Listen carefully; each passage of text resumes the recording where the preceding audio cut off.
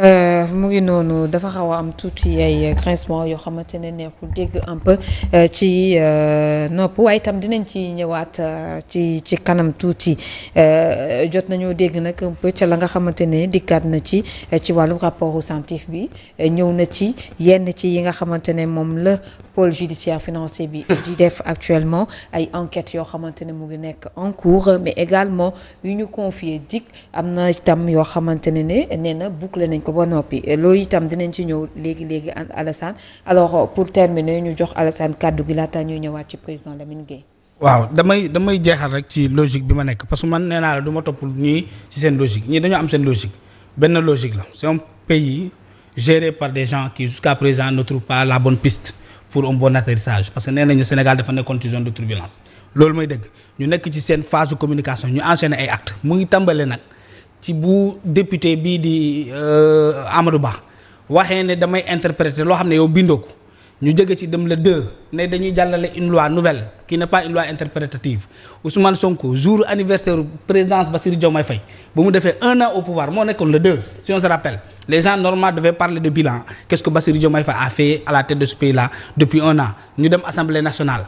créer beneen sujet on n'a finalement pas fait le bilan de Bassirou Diomaye Faye ni la presse ni les partis d'opposition ni eux ñu ambale ñu ñëpp ci loolu ñu topp leen ci loolu tey lan la ñu andiwaat lu bees Bassirou Diomaye Faye non je ne dis pas Bassirou Diomaye Faye mais Guy Marius Sagna qui se lève un bon matin nee na damay bi dugal benn lettre boo xam ne mise en accusation du président Bassirou Diomaye Faye loolu doyul tey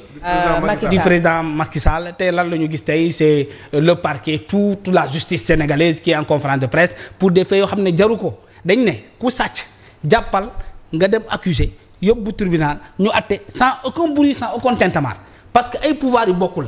la magistrature peut bel et bien faire son travail sans pour autant mu am benn daje ak le pouvoir judiciaire le pouvoir exécutif ñooñu mën nañ def maanaam kenn ku nekk ci fi nga nekk war nga mën a liggéey ba jeexal te doo laal ak keneen ki loolu mooy dëgg maintenant comme le Pastef c'est que les gens doivent parler d'eux et ils ne veulent pas qu'on en parle d'eux ñoom ñooy mettre ñoom ñooy jox la presse les sujets à aborder les sujets dans les grandes places, dans les taxis, dans le bus, dans les maisons, ainsi de suite. Alors que ce n'est pas ça. Ce qui est réel et qui doit intéresser les Sénégalais, moi Ousmane Sonko par rapport à ses promesses, qu'est-ce qui a été tenu? Tout de suite je disais que dafa am ñaar yoo xam ne kenn warutu ci jàpp doomu adama ci réew mi loolu mooy dëgg. Alors diffusion de fausses nouvelles kenn waru ko jàppee nit ci réew mi tant que Ousmane Sonko mu ngi fii ci dox di dox offense au chef de l'État dama ne kenn waru ko jàppee nit et je donne le poste et je dis pourquoi Ousmane Sonko par exemple. taxawu fii dem campagne ne moom gis na ay compte yu am 1000 milliards loolu du fausse nouvelle loolu c'est une fausse nouvelle Ousmane Sonko taxaw na fi dem campagne dem assemblée nationale répété ne ñun bu ñu amee majorité à l'assemblée nationale dinañ abroger la loi portant amnistie c'est une fausse nouvelle parce que ça n'a pas été tenu mu demaat devant l'assemblée nationale devant la représentation nationale 165 députés venus des 14 régions des 553 communes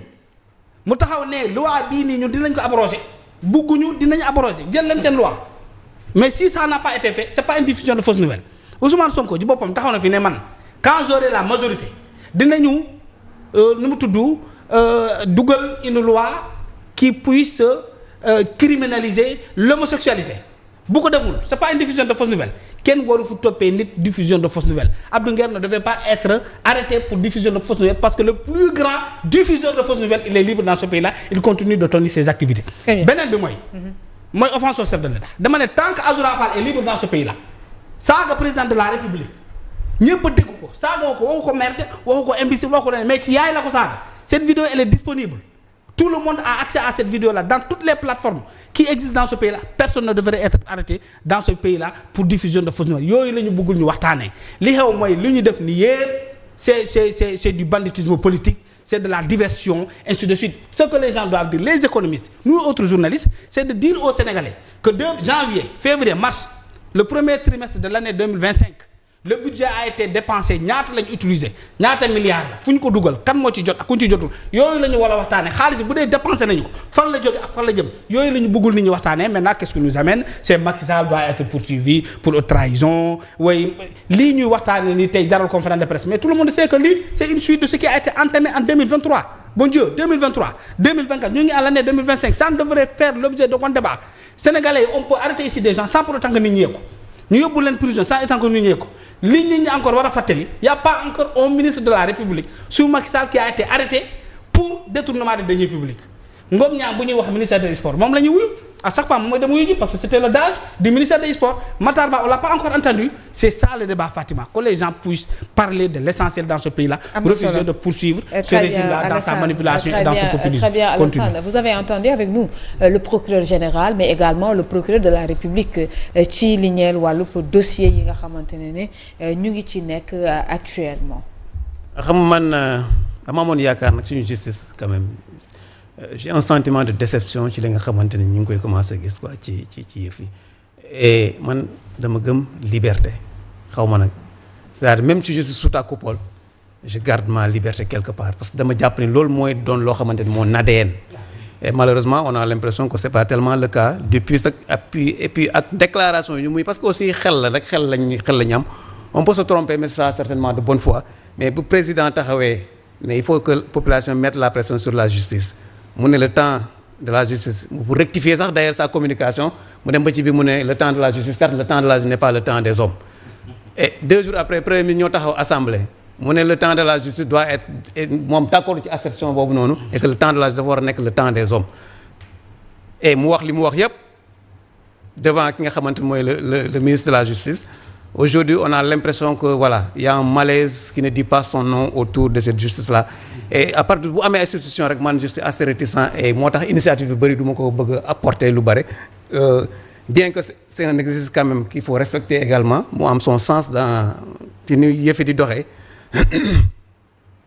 jégalu mais force est de reconnaître qu'il y a un réel problème.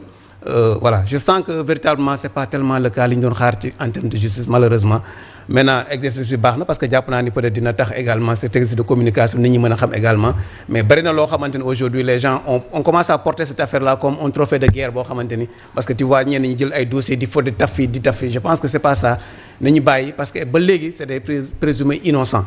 À partir de ce moment également nit mën na fee def loo xamante ni aujourd'hui bu la porter plainte dama jàpp ne da nga war a tëdd kaso parce que tuumal nga koo xamante ni amaana justice attegul li nga xam mooy yëfam et aujourd'hui on a l'impression que y a fait et man loolu moo may déranger